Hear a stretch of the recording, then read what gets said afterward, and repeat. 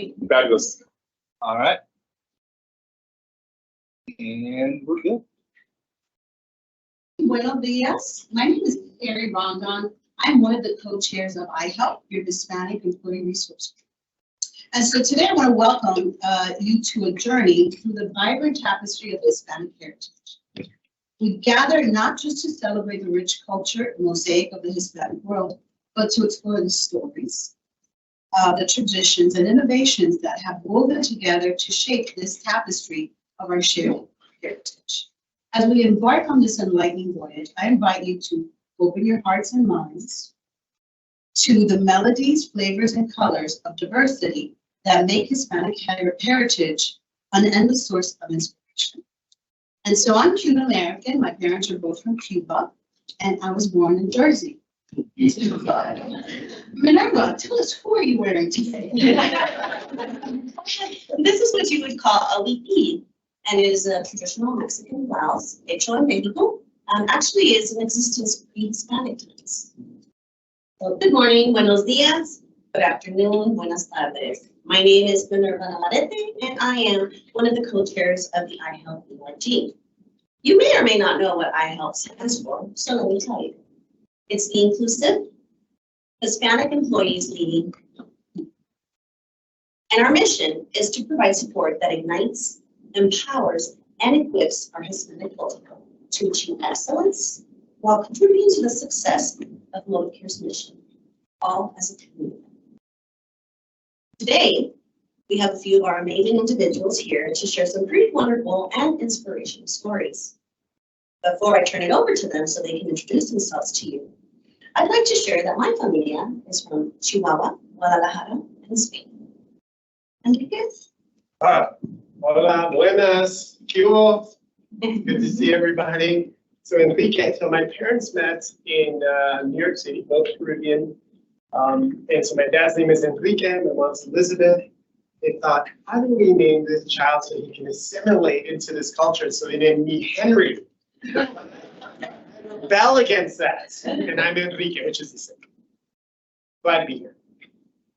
My name is Diana Ramirez, and I'm an HRBP for the Home Division in Massachusetts. I have been in the United States roughly 20 years now, and I came at the beginning of my college career and have been here everything. I am obviously first generation in the United States, and I live in Peabody, Massachusetts, with my kids and my partner, Pablo, and I'm very happy to be here. Hola a todos. Hello, everyone. My name is Jason. I just want to start off by saying what a pleasure it is to be here today in the great city of Denver. I'm a new hire trainer here at Modivcare. It's my third year here. I am a first generation Tejano Texan from my dad's side and a third generation Texan from my mom's side. So we're Mexican American. They immigrated here from Mexico. I look forward to just sharing my story, my culture, and a little bit more about myself as we get into these questions later today. But thank you guys. And I also want to give a shout out to Minerva and Carrie for preparing and setting this all up today for all of us today.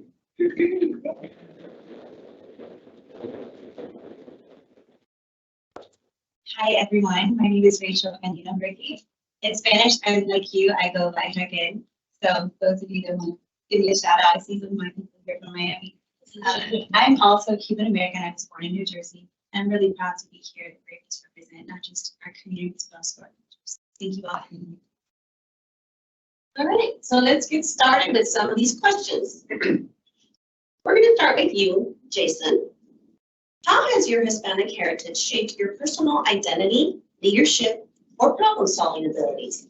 Great question. So yes, my Hispanic heritage has really just shaped everything that I am today, just because our community, our people, they're very dedicated, they're very passionate people, so they put in everything that they have into everything that they do. We have a huge sense of community, family, but whenever we achieve and try to problem solve anything that we've come against, any life obstacles or issues that we go through, we don't go through it alone, we go through it as a close-knit family. And so I try to incorporate that into my training with my classes, just letting everybody know that you have a voice here at the table, you have a seat, and if there's anything that's going on, we're here to go through it together. We're a family. So I try to incorporate that sense of community with my classes. And so I would say with that, that's how I've been shaped through these identities and morals and values that I incorporate into my life.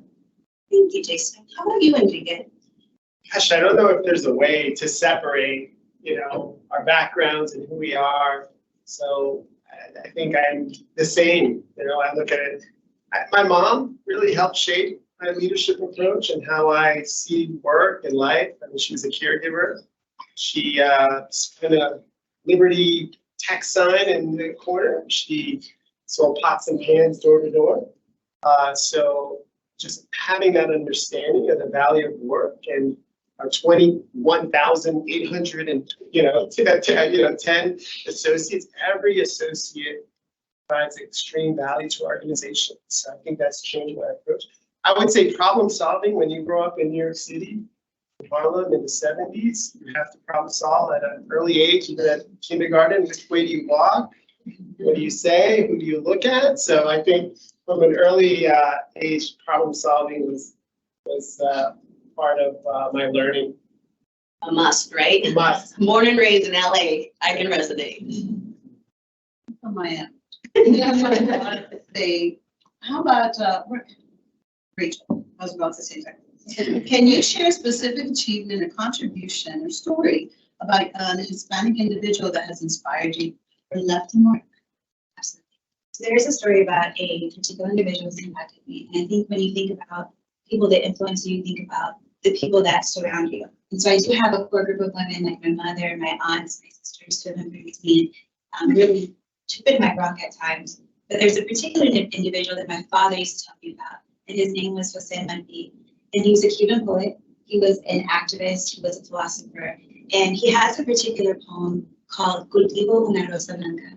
And it stands out to me and it's in my mind, and I think about it almost daily, because it talks about character, and it talks about integrity, and it talks about just being kind, being a good person. And so I do want to share a little bit of the poem with you all. And for those of you who don't understand, that's okay, I will interpret it for you.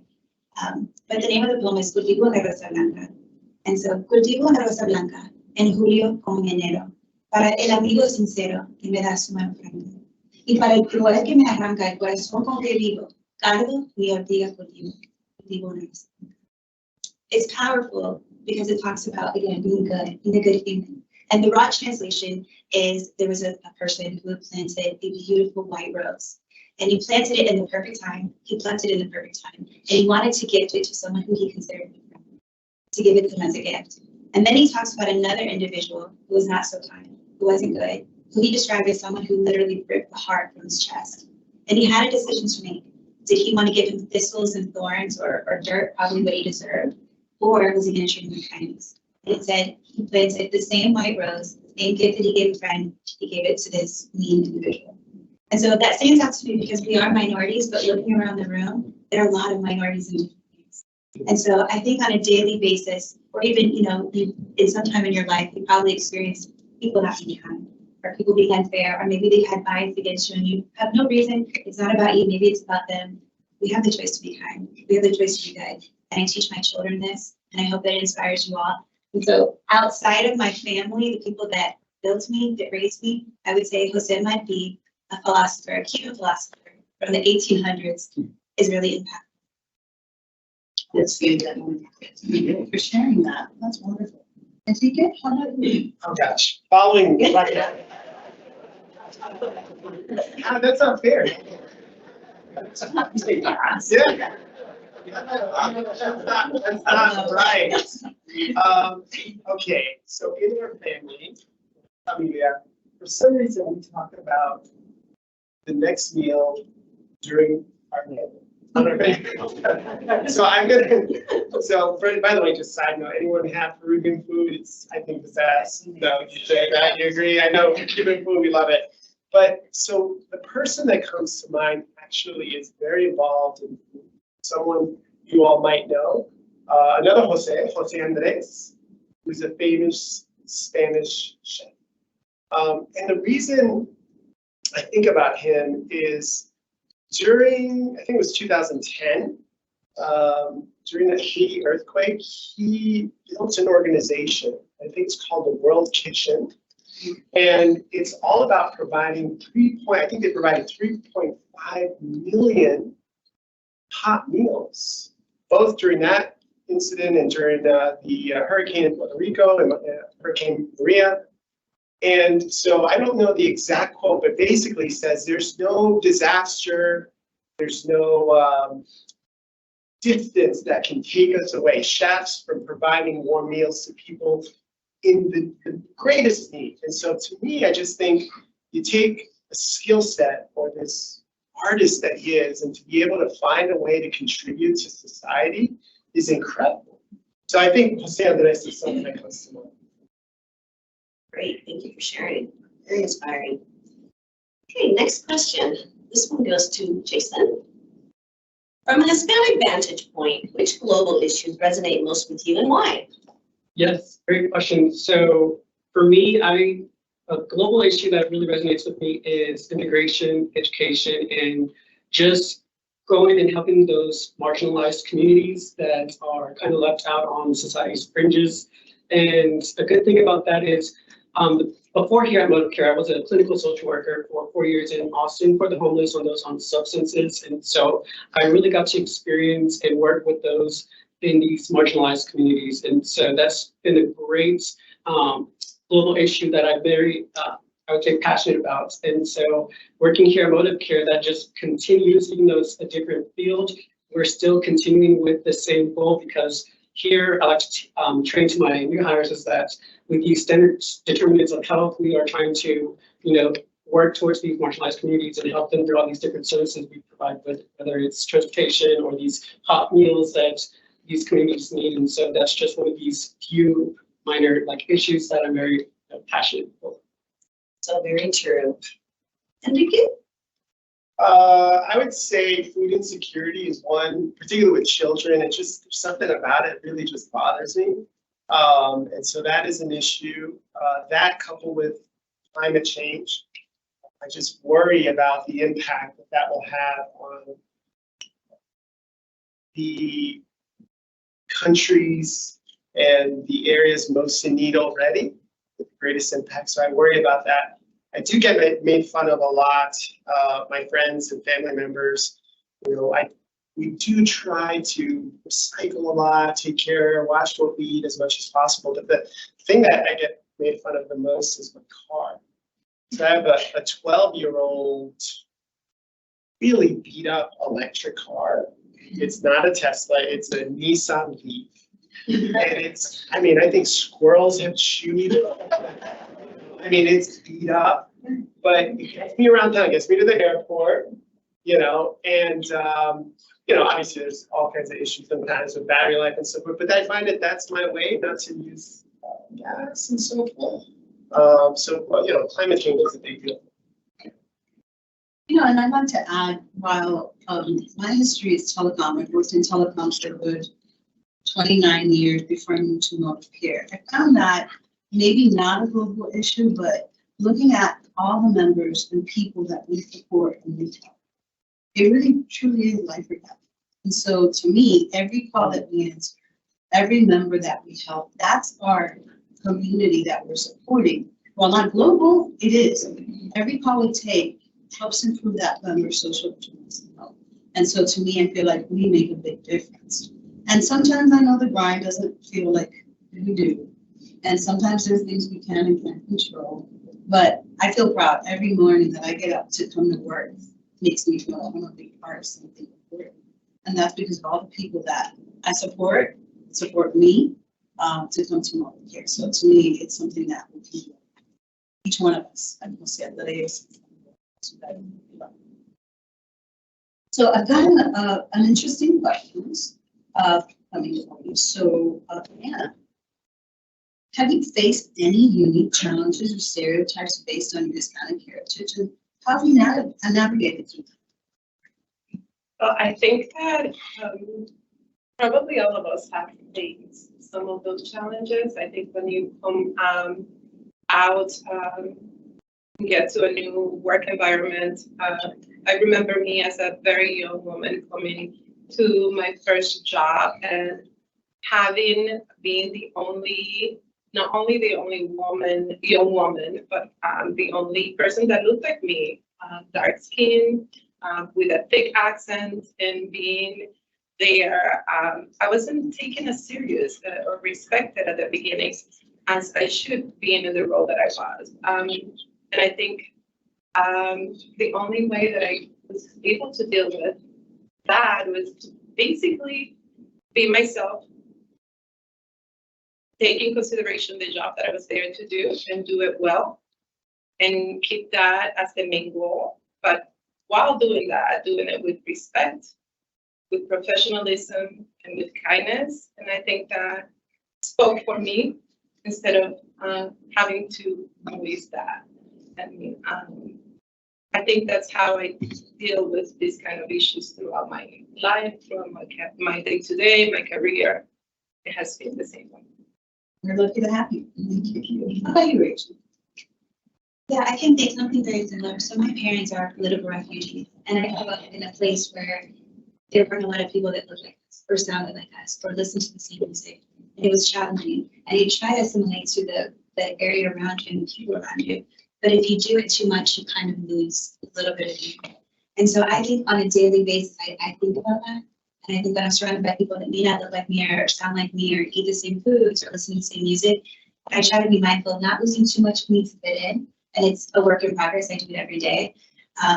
But also, of course, teaching my children, that they're different. They're Cuban American, they're second generation. But to be proud of who they are, but also be proud that they're American and that, they're like everyone. So I think it's a daily work in progress. Enrique, how do you perceive the changing landscape of Hispanic representation in media and popular culture? Yeah, it's interesting. I was in a class just a couple weeks ago when they were showing us data, census data, not only in the United States, but globally. And one thing that struck me is that I may be a minority today, but my son won't be. Kind of interesting. The whole word minority is kind of interesting to me anyway. And I raise that because from a media perspective, I'm waiting for more Latino boring characters. What I mean by that is, I don't know, some general that is, general of a naval ship, or some guy who's a doctor who's trying to find his way around the world. I don't see that a lot yet. Certainly we've gone away from the 70s, 80s where Latinos were one character and she was the maid or the nanny or, the drug dealer or the bad guy. Although the last Mission Impossible, great actor, Isaiah Morales, right? Cool guy. He was sort of the bad guy. So that's, so I'm just waiting for more of those kind of like main characters to just be regular people. But we've come a long way, I think, in general. How about you, Diana? Well, I think as minority in general are not represented enough in the media. When you think about the Latino population in the United States, we're like 19-20% of the entire population, yet the representation is maybe 12%. And when you go specifically to people in managerial roles, more powerful roles, maybe 4% of them are from Latino background. So I feel that there is a lot of work to do. It has improved, like Enrique said. We see more and more people in pop culture, music, and the music industry. And it gives like a lot of hope to every single minority, not only the Latino community, but in general. And I feel like having people in those more managerial roles gives us the opportunity to be cast in a different light. Like Enrique said, the representation is, when you're having a character in a movie, it's usually the women are prostitutes, the men are drug dealers, and that's not who we are. That's not what we are. And so having that opportunity to be represented in a better light will give a better outcome as far as how we are perceived in general.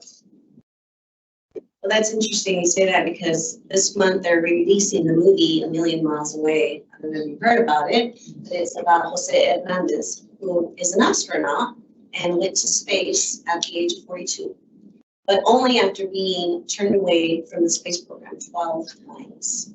But he persevered, and I think these are some of the stories that we really need to hone in on and show our people that, you know, sky's the limit, literally, right?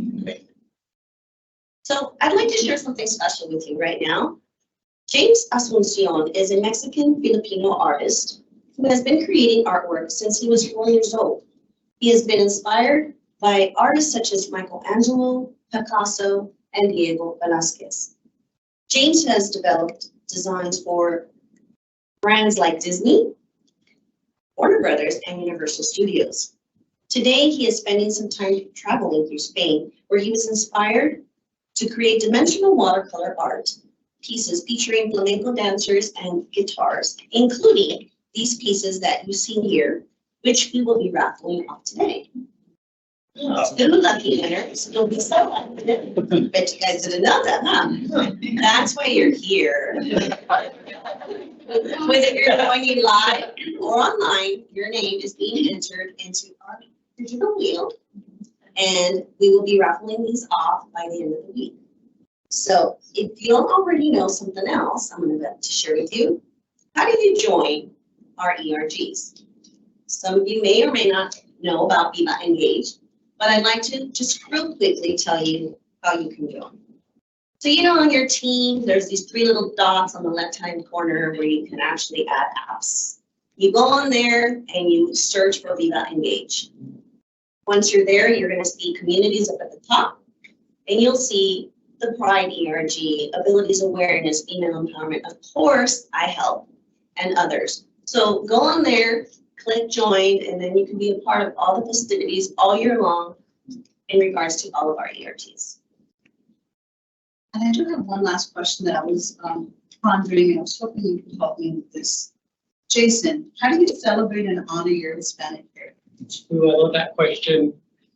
So for me, a way to honor our Hispanic heritage and culture is by continuing to strive to be the best in whatever you do, succeeding in life, making those sacrifices that people before us, you know, did, all those hours of hard work that they placed just to pave the way for us to be here, you know, making the most of that and really shining and making your way through society. Like you guys were just mentioning earlier, how movies and films portray stereotypically our communities as the maids or the janitors.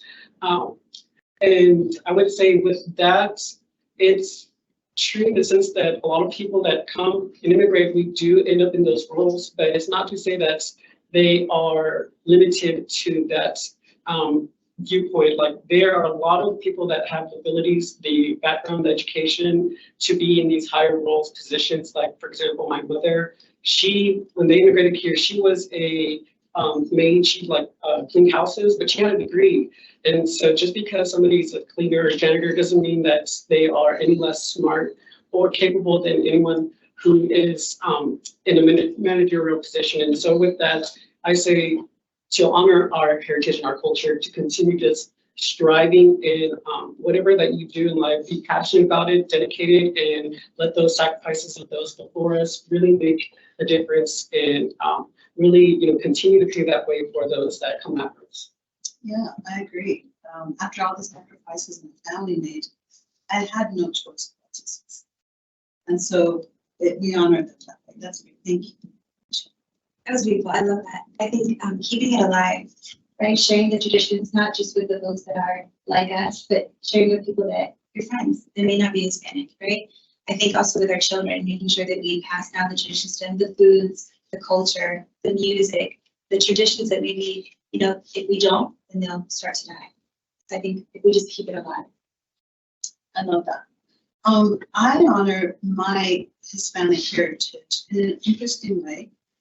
When I was young, which is a long time ago, I was taught children are to be seen and not heard. And that kind of just rippled with me for the rest of my life. So I'd be in meetings and I'd be that go-to person. I could get it done. I'm the closer. but I realized I'm not speaking up. So I honor my heritage and bring the voices that can't be heard in the rooms that I'm in to support each other. Not a Hispanic person more than another person, but my view is an important perspective that I like to share.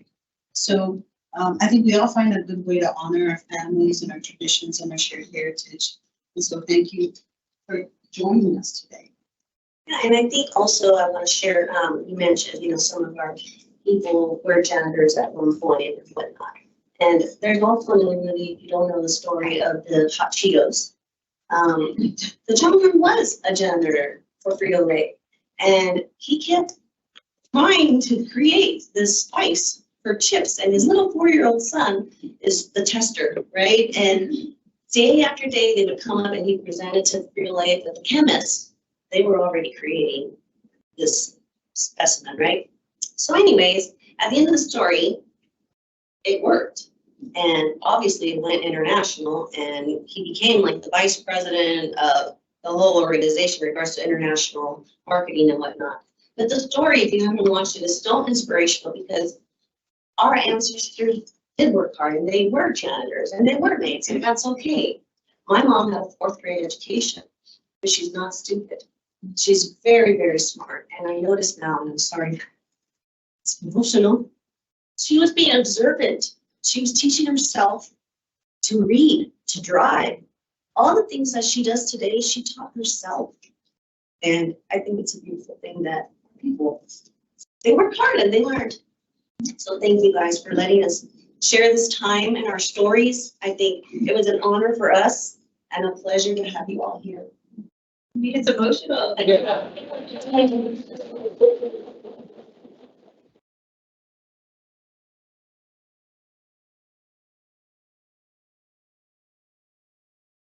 We have some questions. First of all, thank you guys so much. I was looking forward to this panel. I was thinking about how great all of you have been. But they wouldn't be a success without co-chairs of each of the ERGs and without the executive sponsors. ERG. So first and foremost, thank you to Stella, Nerve, and Carrie for all of this work. Those who don't know, they do this as a to make these work, and it's not an easy thing to do. So thank you all so much to the panelists. You all are fantastic. Yes. It's really important that we hear your voices and that you share your stories. So it's not easy, right? I'm sure you were all nervous. To be transparent, I still get nervous when I have to stand up and speak. You all did wonderful. Thank you. My question is, something to me about the Hispanic culture that I love, that I find really interesting and unique. I'm curious your perspective on how, because obviously we have Cubano, we have Dominican, we have Mexican, and Indian, and the language, right? So can you maybe talk to me about the language and how that brings you all together? There's a commonality across the different cultures, regardless of where you're from. That's the thing I want to see. I think it's similar, but definitely different. Definitely different. Yeah, if you haven't been following our Spanish word of the day, we did that intentionally, one, to represent the 33 countries, so you could learn the flags, and then also so that you can see the difference in the dialects.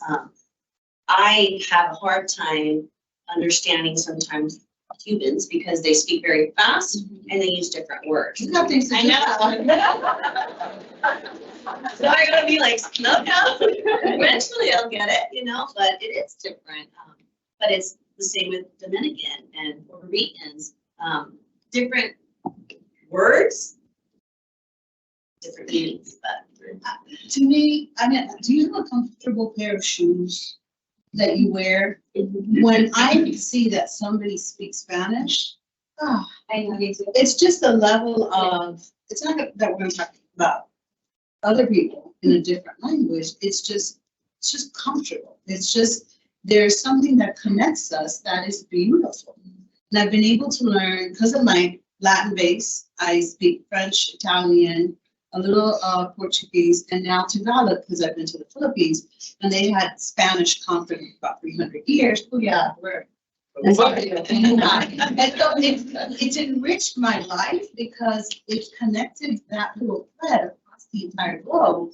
And the more I travel, whether you're from I was just in Iceland. No matter where you are in the world, we want the same things, right? Better things for our children, good food, at least that's right. Right? And to be respected and have freedom. So I think that rings true no matter where you go.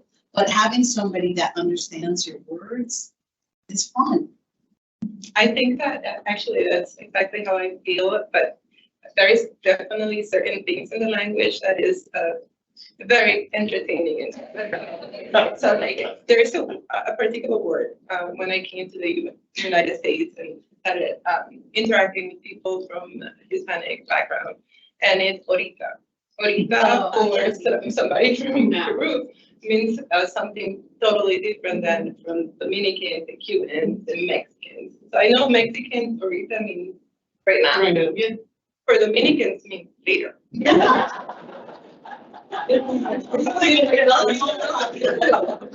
So it's like, how do you understand that? Well, we just like the entire sentence to figure out, okay, what ahorita means in this sentence. Or hand gestures, what do you think? Yeah, okay. Yeah. I think ahorita, right now. You know what's interesting about language? I don't remember. There's a great book by that talks about why in the South, the United States South, why there's that draw. Why in New England they say can and things like that. And it has to do with origin and where people come from.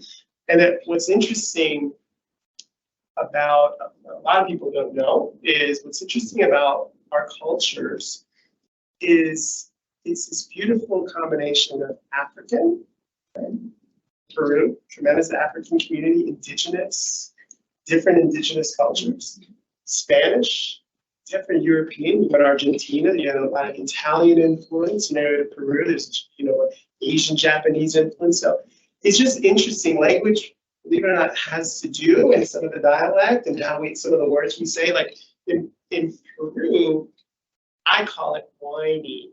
In Spanish, it's kind of like a whiny way. It sounds to someone else. It's like a little bit of, but that's because the indigenous Inca language, some of that was a little bit, extended, some of the language. So anyway, some of that has to do with culture, which I think is fascinating. And, go ahead. But like something I like about Spanish is, yes, there are different dialects, and some things in Mexico can be very offensive in Dominican, but for us it's something that I love that connects us all these dialects together is that terms of endearment. And if you speak Spanish, you are automatically related to us, like you are family. And it really portrays, especially on these calls with like our members, if you start speaking Spanish, they're all of a sudden going to say, ay, mijito, mijita, or like Puerto Ricans and nene, like you are automatically related. And it's that comfort, reassurance on the phone, like they just know like, okay, this is family, you're automatically family. So And you'll be taken care of. exactly.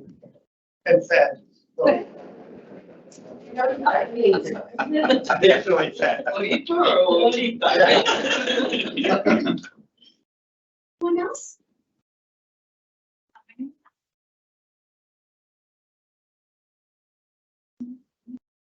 Just kidding. So I recently read this book, this amazing book called Solito, and it's a story about, it's a true story about a young boy who travels from El Salvador to the United States to meet up with his parents who are already living here. And it's funny to talk about the language differences. One of the things in the book, he doesn't understand what the Mexican people who are traveling with them say versus the El Salvador. Well, those ones he understands, but like Honduras, it's like everything is so different. But anyway, so it was an eye-opening book. It was incredible to read someone's true story of what it took to get here, and then what their experience was like once they arrived. So I was just curious if you guys were aware of any other type of like books or resources that speak to the Hispanic American experience. Obviously, that's not the experience for everybody, but it was such a great read and such an interesting insight into what some people experience in order to get here. I know an author, his name is Juno Diaz, and he has a lot of writing, and he's actually from New Jersey. I'm sorry. I love him anyway. I was able to meet him personally. He wrote a book, a kid's book about the Latino experience in the United States and about the Dominican Republic itself. And I took my kids to a book reading, and happened that one of my closest friends was friends with him and didn't know. So I got introduced, my kids got to meet him. It was a great experience. So anything that he writes has that kind of experience within the book. And it's mostly fiction that he writes, but it's wonderful. So Juno Diaz. I'm New Jersey. I live in Miami. I didn't want to pay. Any others? So how are we doing on embracing Hispanic culture and people at Modivcare? And then what can we do better? And so to be super transparent for us. Where are we on that? Like I recently had our, one of our sites in Guatemala translate our script to Spanish for us. Because right now, a lot of our information is in English. Well, that's our first language and that's normal, but we cater to a Spanish community.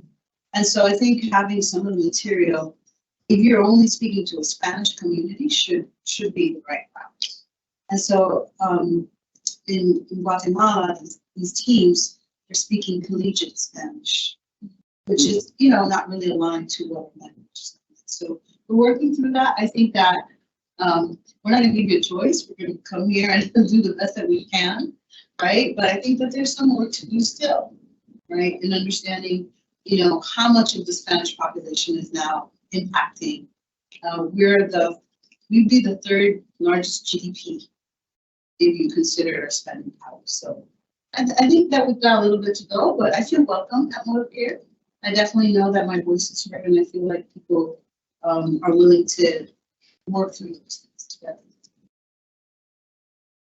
To from a Modivcare perspective, you're talking about members of Modivcare. I think doing things like this and bringing in everyone, not just Hispanics. There's a room full of just people that are from different walks of life.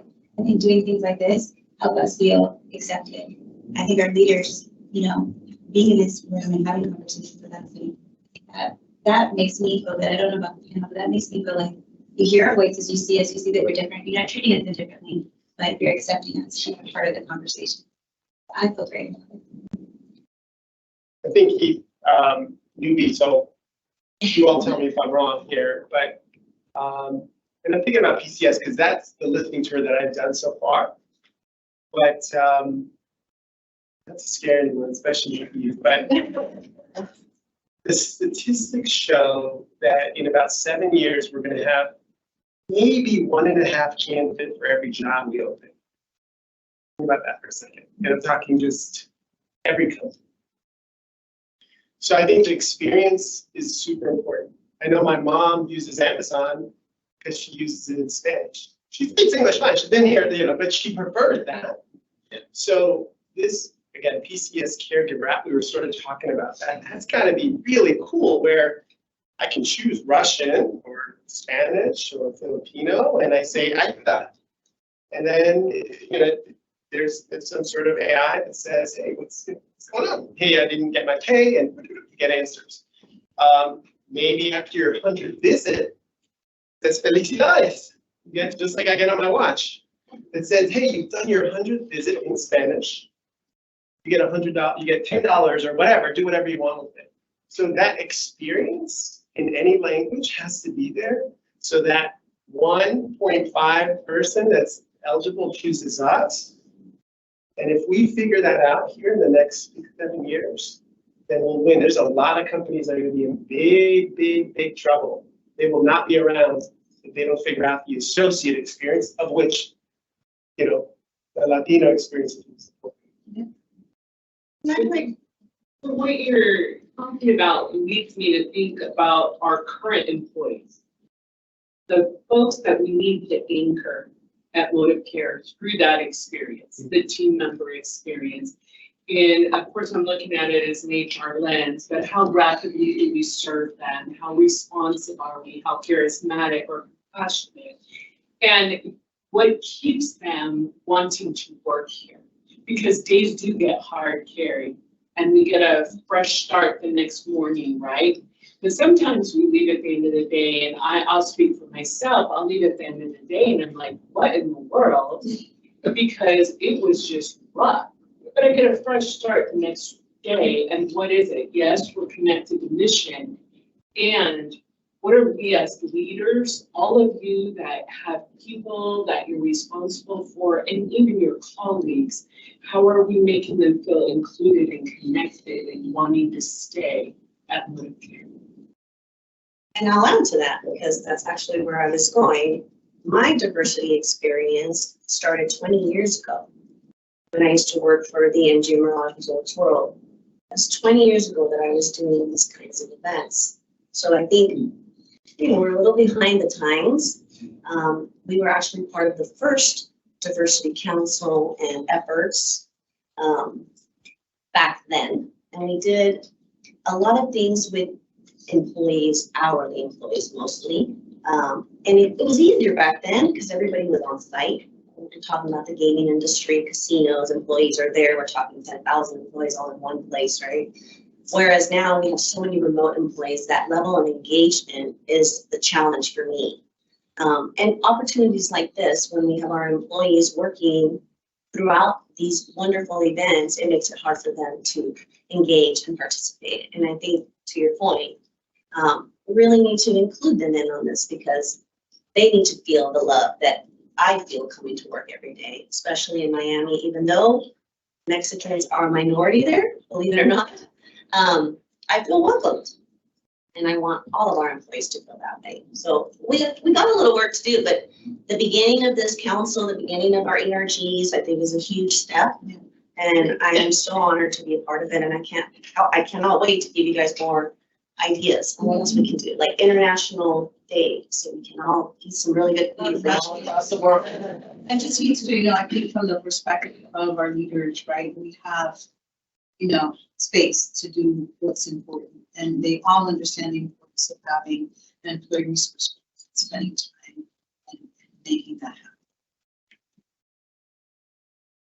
Question back here. I'm standing so you can see me, Ann Bailey from home. And first of all, I'd like to give a shout out to our West New York, New Jersey office, which is one of our largest branches.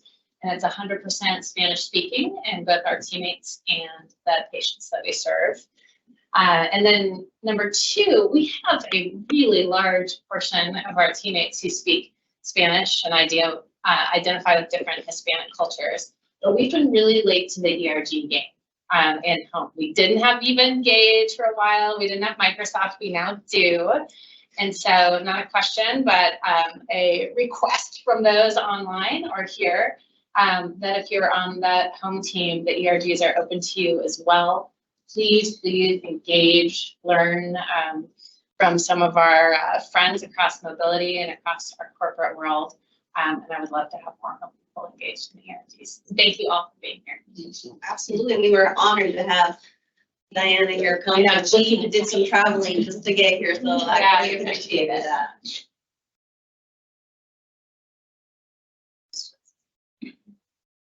I think with that, we can end the panel session. We've got some goodies for you guys to enjoy here on site, and we'll be sure to announce a couple of things by the end of the week. One of them being the winners of these awesome artwork, and also where Modivcare will be donating the $5,000 to which charities, which our committee is now looking at and reviewing.